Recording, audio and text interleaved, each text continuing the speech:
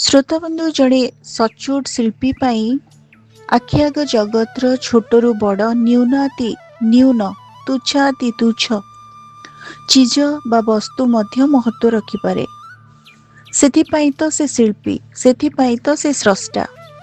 ଆଜି ଆମେ ଏମିତି ଜଣେ ନିଆରା କଥାକାରଙ୍କୁ ଶୁଣିବା, ଜଣେ ତରୁଣ ଶିଳ୍ପୀଙ୍କୁ ଶୁଣିବା ଯିଏ ପେନସିଲ ଭିତରେ ମଧ୍ୟ ଅନେକ ସମ୍ଭାବନାକୁ ଅନୁଭବ କରିଛନ୍ତି।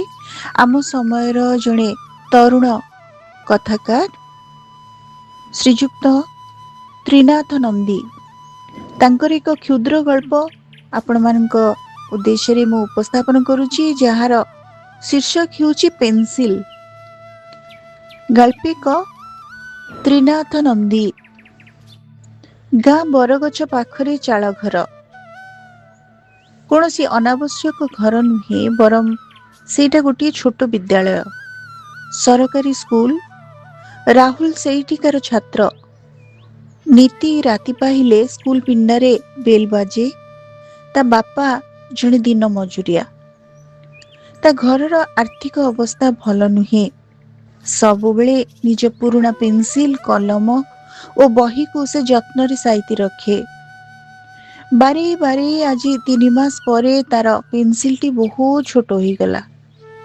ତାକୁ ନୂଆ ପେନସିଲ କିଣିବାକୁ କହିଲେ। ରାହୁଲ ହସିଲା, କହିଲା, ଯେ ପର୍ଯ୍ୟନ୍ତ ଲେଖିପାରୁଛି ସେ ପର୍ଯ୍ୟନ୍ତ ଏ ମୋର ସାଥୀ। ପେନସିଲ ଦିନ ରାତି ଅକ୍ଳାନ୍ତ ପରିଶ୍ରମ କରୁଥିଲା।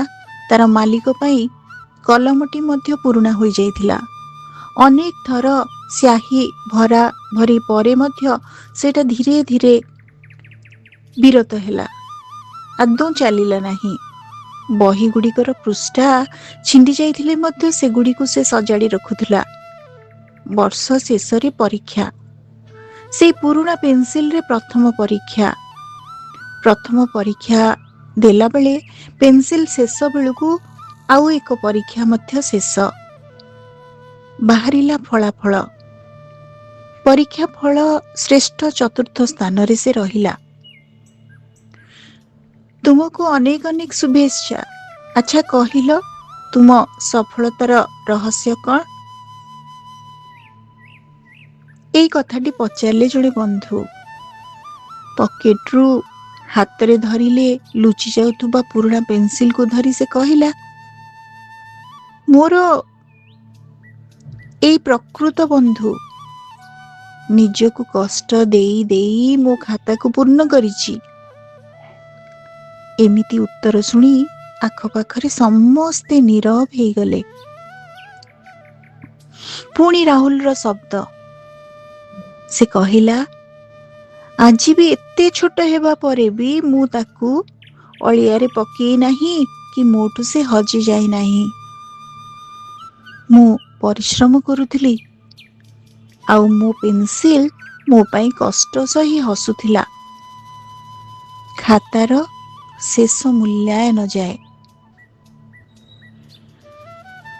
ଶ୍ରୋତାବନ୍ଧୁ, ଆଜି ଆମେ ଶୁଣୁଥିଲେ ଜଣେ ଯୁବ କଥାକାରଙ୍କୁ, ତ୍ରିନାଥ ନନ୍ଦୀଙ୍କୁ। ସମ୍ବେଦନଶୀଳ ହୃଦୟଟିଏ ତାଙ୍କର, ଯାହାକି ଜଣେ କଥାକାର ଭିତରେ ରହିବା ଦରକାର। ଛୋଟିଆ ପେନସିଲକୁ ନେଇ ତାଙ୍କର ଏଇ ଯେଉଁ ଅନୁଭବ, ତାଙ୍କର ଯେଉଁ ଆବେଗ, ଯେଉଁ ମାନସିକତା, ତାହା ନିଶ୍ଚିତ ଭାବରେ ପ୍ରଶଂସନୀୟ।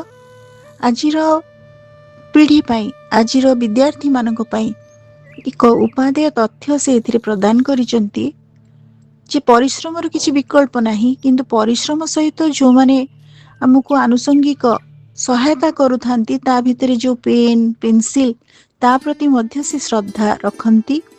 ପ୍ରକୃତରେ ଶ୍ରଦ୍ଧାବାନ ଲଭତେ ଜ୍ଞାନମ୍। ଶ୍ରଦ୍ଧାଳୁ ବ୍ୟକ୍ତି ଜ୍ଞାନର ଚରମ ସୋପାନକୁ ସ୍ପର୍ଶ କରିପାରେ, ସେଠି ପହଞ୍ଚିପାରେ। ଏଇ କଥାଟି ହିଁ ତାଙ୍କ ଗଳ୍ପର ଅନ୍ତଃସ୍ୱର। ଆଜିର ଅଡିଓଟି ଆପଣମାନଙ୍କୁ କେମିତି ଲାଗିଲା? ଆପଣମାନଙ୍କ ମତାମତ ଅପେକ୍ଷାରେ ରହୁଛି। ଧନ୍ୟବାଦ।